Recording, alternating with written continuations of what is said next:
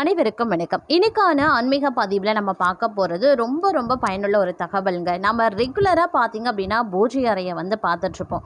காலையில் விடிஞ்சதும் சரி, இரவு தூங்கும் போதும் சரி, பூஜை அறையை தரிசனம் பண்ணிட்டு தான் நாம் நம்மளுடைய வாழ்க்கையை ஸ்டார்ட் பண்ணுவோம் அப்படின்னு சொல்லலாம். அதிலும் பார்த்தீங்க அப்படின்னா செவ்வாய், வெள்ளி விசேஷ நாட்களில் பார்க்கும் பொழுது நம்ம பூஜை அறையை நல்லா சுத்தப்படுத்தி நமக்கு பிடிச்ச மாதிரியான வண்ண வண்ண மலர்கள், வாசனை நிறைந்த மலர்கள்லாம் அலங்காரம் பண்ணி ரொம்பவே ஒரு அலங்கார தோற்றத்தோடு பூஜை அறையை நாம் பாதுகாப்பாக ரொம்ப அழகாக வச்சுருப்போம். ஆனாலும் பார்த்திங்கன்னா சில குடும்பங்களில் நம்ம பூஜை அறையை என்னதான் அழகுபடுத்தி வச்சுருந்தாலும், என்னதான் வாசனையாக வச்சுருந்தாலும், நிறைய விஷயங்களை தினமும் விளக்கேற்றுறோம், தினமும் பூஜை பண்ணுறோம், தினமும் தீப ஆராதனை பண்ணுறோம். இந்த எல்லாம் பண்ணியும் நமக்கு ஏன் இந்த மாதிரியான கஷ்டங்கள் வருது, இந்த மாதிரி பிரச்சனைகள் ஏன் வருது அப்படிங்கிற கேள்வி பலருக்கும் இருக்கும். நாம் அதை என்னைக்காவது நம்ம யோசிச்சிருக்கோமா அப்படின்னு தெரியல. பட் பார்த்தீங்க அப்படின்னா பூஜை அறையில் நாம் தினமும் என்னமோ விஷயங்களை பண்ணாலும் நம்ம அறியாமலேயே சில தவறுகள் செஞ்சிடுவோம். அதாவது சில பூஜை பொருட்களில் சில பொருட்கள் வச்சிருக்கலாம், சில பொருட்கள் வச்சிருக்கக்கூடாது அப்படின்னு சொல்லுவாங்க. அதிலும் சுவாமி படங்கள்லே கூட அந்த விதிமுறைகள் அடங்கும் அப்படின்னே சொல்லலாம். அப்படிப்பட்ட பூஜை அறையில் பார்க்கும் பொழுது நாம் என்னென்ன விஷயங்களை செய்யலாம், என்ன மாதிரியான விஷயங்களை செய்யக்கூடாது அப்படிங்கிறத நாம் தெரிஞ்சுக்கிட்டு அதற்கு ஏற்றவாறு நம்ம பூஜை அறையை பராமரித்தோம் அப்படின்னா நம்ம ஒரு சின்னதாக ஒரு அகல் விளக்கு ஏற்றி மனதார நினைத்த நம்ம வேண்டுதல் வச்சாலும் அது உடனே பலிக்க வாய்ப்பு 1000% இருக்குது அப்படின்னு சாஸ்திரங்களில் சொல்லியிருக்கு.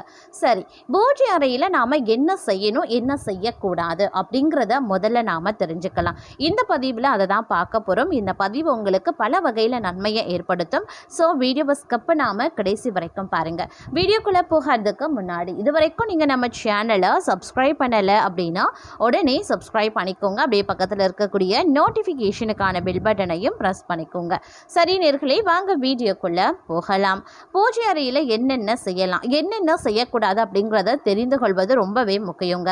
நீங்கள் வணங்கக்கூடிய தெய்வங்கள் உங்களுடன் இருக்க வேண்டும் அப்படின்னா என்ன செய்ய வேண்டும் அப்படிங்கிறத தெரிஞ்சுக்கணும். இது குறித்து பார்த்தீங்க அப்படின்னா சாஸ்திரங்களில் நிறைய விஷயங்கள் சொல்லியிருக்காங்க. ஒருவருடைய பூஜை அறையும் தனித்துவமான அம்சங்களை கொண்டிருக்கும். வீட்டின் பூஜை அறை அப்படிங்கிறது நமக்கு வாழ்க்கையில் அதிர்ஷ்டத்தை கொடுக்கக்கூடிய அறையாகவே இருக்கின்றது அப்படின்னு சொல்லலாம். நீங்க வணங்கக்கூடிய தெய்வங்கள் எப்போதுமே உங்களுக்கு துணையாக இருப்பதை உணர வேண்டும். அதற்கு தங்களுடைய பூஜை அறையில் சில விஷயங்களை சரியா கடைபிடிக்க வேண்டியது அவசியமாகிறது.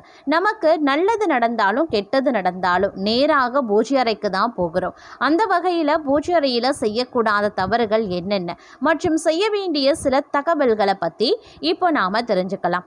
அதில் முதல் விஷயமா பார்க்கறது, பூஜையின் போது விபூதியை நீரில் குழைத்து பூசக்கூடாதுங்க. தீட்சை பெற்றவர்கள் மட்டுமே விபூதியை நீரில் குழைத்து பூசலாம்.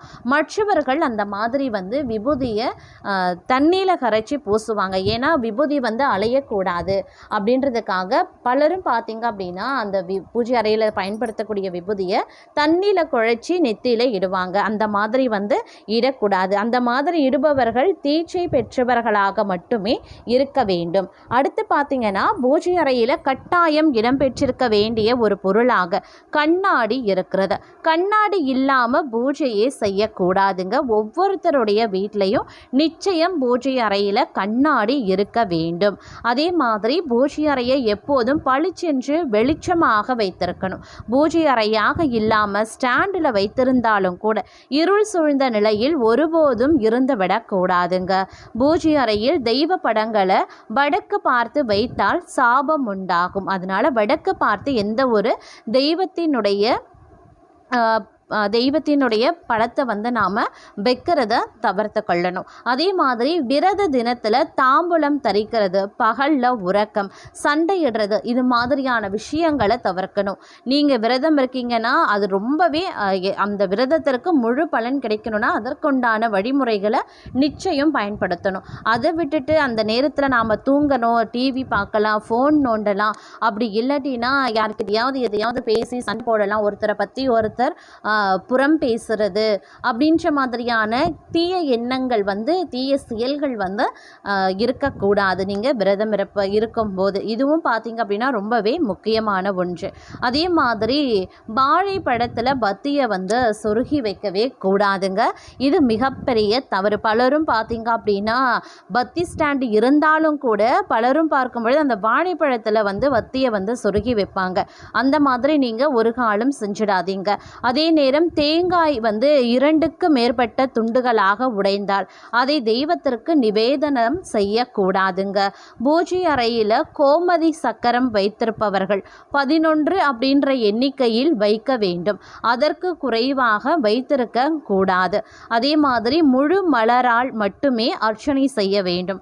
பூவின் இதழ்களை கொண்டு அர்ச்சனை செய்வது மிகவும் தவறான ஒன்று. ஒரு சிலர் பார்த்தீங்கன்னா முழு பூவாகவே இருக்கும். அந்த பூவை வந்து என்ன பண்ணுவாங்க, உதிர்த்துடுவாங்க. உதிர்த்து அதை வந்து அர்ச்சனைக்கு பயன்படுத்துவாங்க. நிச்சயம் அந்த தவறு வந்து செய்யக்கூடாது. முழு மலராக இருக்கணும். அதில் ஒரு இதழ் குறைந்தாலும் வந்து அது பூஜைக்கு உகந்ததாக இருக்காது. அதே மாதிரி பூக்களை வந்து உதிர்த்து நீங்கள் வந்து சுவாமிக்கு வந்து அர்ச்சனை செய்யவும் கூடாது. இதில் வந்து சிறப்பு கவனத்தை செலுத்த பாருங்க. அதே மாதிரி விளக்கு எரிந்து கொண்டிருக்கும் போது கைவிரலால் எண்ணெயில் இருக்கக்கூடிய தூசியை எடுக்கிறதோ திரியை தூண்டுவதோ வந்து இருக்கவே கூடாதுங்க. ஈர உடையுடன் ஓரடையுடன் தலைமுடிய முடியாமலும் தலையிலையும் தோல்லையும் துணியை போட்டுக்கொண்டோ கட்டி கொண்டோ வழிபாடு செய்யக்கூடாது. இது ரொம்ப ரொம்ப முக்கியமான ஒன்று. ஒரு சிலர் பார்க்கும் பொழுது அவசரமாக குளிச்சுட்டு ஈரத்தலையோட ஈர ட்ரெஸ்ஸோட பார்த்தீங்க அப்படின்னா வேர்வை சொட்ட சொட்ட வந்து பூஜை அறையில் நின்று பூஜை பண்ணுவாங்க. பலரும் பார்த்துருப்போம். வேகமாக அந்த டைம்குள்ளே முடிக்கணும் அப்படின்னு சொல்லிட்டே பார்த்தீங்க அப்படின்னா அவசரமாக வந்து பண்ணுவாங்க. இந்த மாதிரி ஒரு அவசரம் வந்து பூஜை பண்ணும்போது கண்டிப்பாக இருக்கவே கூடாதுங்க. அவசரப்பட்டு நீங்கள் என்னதான் பூஜை பண்ணாலும் அது வந்து இறைவனுக்கு வந்து சேராது. அதனால் உங்களுக்கு எந்த பலனும் கிடையாது. நீங்கள் நிதானமாக பொறுமையாக பண்ணீங்க அப்படின்னா மட்டும்தான் அது இறைவன் அடி போய் சேரும்.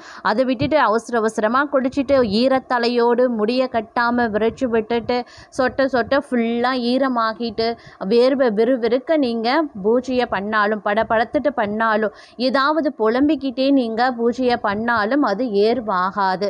அதற்கு பதிலாக தங்களுக்கு சாபமே ஏற்படும் அப்படிங்கிறதையும் நினைவில் வைத்து கொள்ளுங்க. அதே மாதிரி சுப்ரபாதத்தை தினமும் காலை வேளையில் மட்டும்தான் கேட்க வேண்டும். அவ்வாறு கேட்க முடியாத நிலையில் மாலையில் கேட்பது தவறானதாகும். காலையில் மட்டும்தான் சுப்ரபாரதம் பாடணும், கேட்கணும். அதே மாதிரி பலரும் பார்த்தீங்க அப்படின்னா பூஜை அறையில் வந்து பாட்டு ஒலிக்கணும் அப்படின்னு சொல்லிட்டு இந்த சுப்ரபாதத்தை போட்டு வெட்டுருவாங்க. காலையிலேருந்து மதியம் வரைக்கும் ஓடும், இல்லை மதிய நேரத்தில் இருந்து இரவு நேரம் வரைக்கும் அந்த சுப்ரபாரதம் ஓடும். அந்த மாதிரி இருக்கக்கூடாதுங்க. சுப்ரபாரதம் அப்படிங்கிறது வந்து அதிகாலையில் ஒலிக்கக்கூடிய ஒரு பாடல். அந்த பாடலை நாம் அதிகாலையில் மட்டும்தான் கேட்கணும்.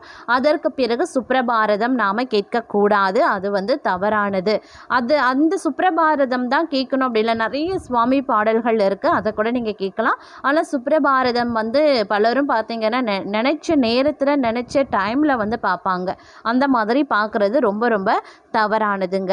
இது பார்த்திங்கன்னா கஷ்டத்தை வந்து அதிகரிக்க செய்யும். தங்களுடைய வாழ்க்கையில் வந்து இது மிகுந்த வந்து பிரச்சனையை ஏற்படுத்தும் அப்படிங்கிறதையும் நினைவில் வைத்து கொள்ளுங்க. என்ற அருமையான ஆன்மீக தகவலோடு இன்றைய ஆன்மீக பதிவை நாம் நிறைவு செய்து கொள்ளலாம்.